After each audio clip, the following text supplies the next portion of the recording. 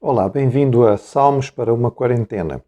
Tempo devocional diário em que nós lemos um livro de Salmos, meditamos nele, percebendo aquilo que o Senhor tem para nos ensinar dentro desta realidade que estamos a viver.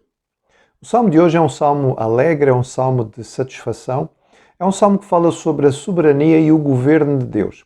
É um conjunto de salmos que vão desde o 93 até ao 100, quase todos eles falam sobre a soberania do Senhor. É um salmo bom para a introdução à adoração e ele é usado muitas vezes na liturgia desta maneira. É o salmo do número 100 e ele diz assim: Celebrai com júbilo ao Senhor todas as terras. Servi ao Senhor com alegria, apresentai-vos diante dele com cântico. Sabei que o Senhor é Deus. Foi Ele quem nos fez e dele somos. Somos o seu povo, rebanho do seu pastoreio. Entrai por suas portas com ações de graças e nos seus átrios com hinos de louvor. Rendei-lhe graças e bendizei-lhe o nome. Porque o Senhor é bom, a sua misericórdia dura para sempre, e de geração em geração a sua fidelidade ou verdade. O salmo bonito, o salmo alegre, o salmo já transformado em cânticos, mais do que um, fala-nos sobre a adoração do nosso Deus e começa com uma nota que é própria do livro de Salmos, aparece muitas vezes nos Salmos de Davi. Este não é um Salmo de Davi, mas aparece também aqui neste Salmo, que é a necessidade ou a realidade da adoração de Deus de uma forma generalizada.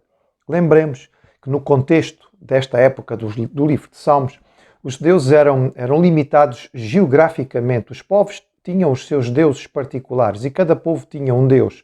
Israel vai crescendo ao longo do entendimento durante o tempo do Antigo Testamento para perceber que o seu Deus não é apenas mais um Deus. Não é apenas o Deus de Israel, mas sendo o Deus de Israel é também o Deus do universo, é o Deus do mundo inteiro. E por isso ele precisa e deve ser celebrado e adorado por todas as nações. Celebrai com júbilo ao Senhor todas as terras, não apenas Israel. É a visão missionária que infelizmente muitas vezes o povo de Israel perdeu, mas que aparece aqui de forma bastante clara para nos ajudar a entender que o testemunho que damos do Senhor deve levar à adoração generalizada de Deus. Servi ao Senhor com alegria. A ideia de que o serviço ao Senhor não deve ser apenas uma agenda, um calendário, um programa de atividades. Não pode ser apenas mais um compromisso que nós temos ou o seguir de um orçamento. O serviço ao Senhor tem que ser feito com alegria. Tem que haver alegria, a alegria da salvação, a alegria do contentamento de saber que nós estávamos perdidos e o Senhor nos separou para a eternidade junto com Ele. A alegria da comunhão, da proximidade com o Pai, a alegria que enche o nosso coração quando nós sentimos o calor do Espírito Santo transmitido aos nossos corações. A alegria da partilha, aquele formigueiro que enche, não é, a nossa vida e que chega a ser muitas vezes físico, quando nós temos a satisfação de falar a alguém a respeito da nossa fé, contar a alguém a respeito de quem Jesus é. Esta alegria precisa necessariamente estar presente no nosso tempo de adoração. Não podemos permitir que aquilo que nós fazemos em serviço ao Senhor se torne alguma coisa pesada. A alegria do Senhor é a nossa força. No serviço do meu Rei, eu sou feliz, diz o hino 410 do cantor cristão, tão querido por tanta gente e sem dúvida uma mensagem condizente com este salmo. Sabei que o Senhor é Deus. Reconhecei que o Senhor é Deus. É uma noção da sua soberania. É também uma afirmação teológica, dogmática, uma verdade absoluta. Tenham conhecimento, tenham entendimento, percebam, reconheçam que o Senhor é Deus. O Deus de Israel é o único Deus verdadeiro. Este é Deus de facto. E depois a noção muito especial e fantástica da pertença. Foi Ele quem nos fez dele e dele nós somos. O Senhor é nosso Senhor e nós pertencemos a Ele por duas razões. Primeiro, porque Ele nos fez. Segundo, porque Ele nos salvou. Ele nos criou, nos fez à sua imagem e semelhança e trazendo a sua imagem, nós obrigatoriamente temos que ser dele, porque nós trazemos a sua imagem. Infelizmente, uma grande parte da humanidade, apesar de trazer a imagem de Deus, não o reconhece como Deus. Mas também temos a noção de que somos dele porque fomos por ele salvos. Foi resgatada em nós a noção de que nós temos a sua imagem e a Ele pertencemos. Então, por criação e por salvação, nós pertencemos ao Senhor. E ela veio pela graça, pela soberania do Senhor e pela sua eleição extraordinária. Somos o seu povo e rebanho do seu pastoreio. Foi Ele que nos fez, Ele nos escolheu, Ele nos separou. E aqui encontramos mais uma vez a noção, usada em vários textos do Antigo Testamento, de Deus como pastor do povo de Israel. Salmo 23, o Senhor é o meu pastor, e aqui também Ele é o pastor, e nós somos suas ovelhas.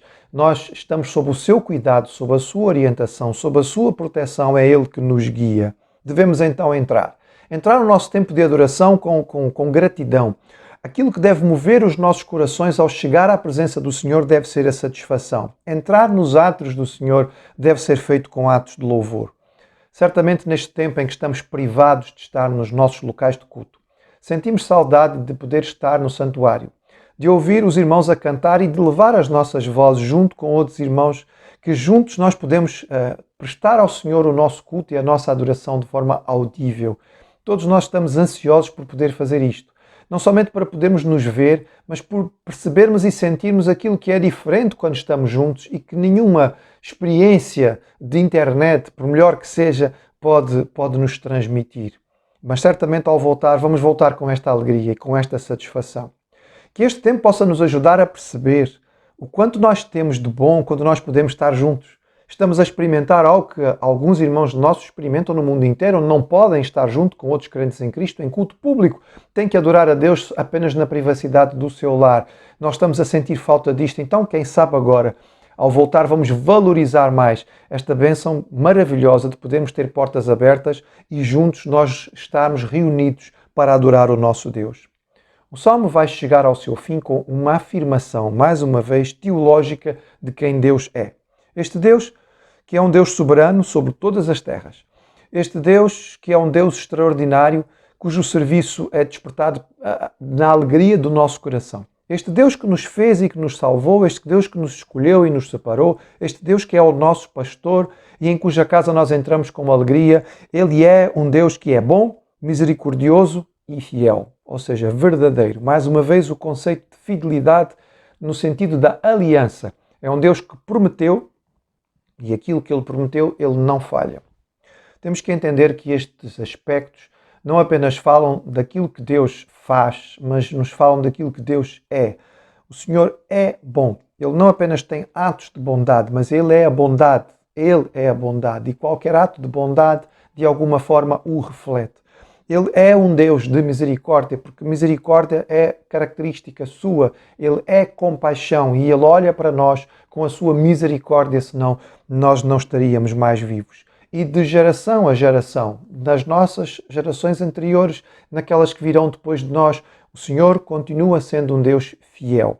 O acordo que Ele fez, a aliança que Ele fez com o povo de Israel, Ele foi fiel. A aliança que Ele faz conosco, a nova aliança, o Novo Testamento em Cristo Jesus, Ele é fiel. Quando nós não somos, Ele permanece, porque não pode mudar.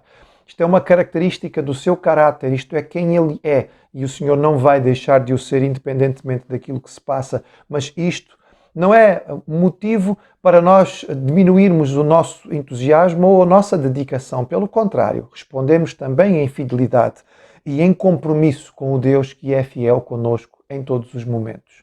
Logo, celebrai com júbilo ao Senhor todas as terras.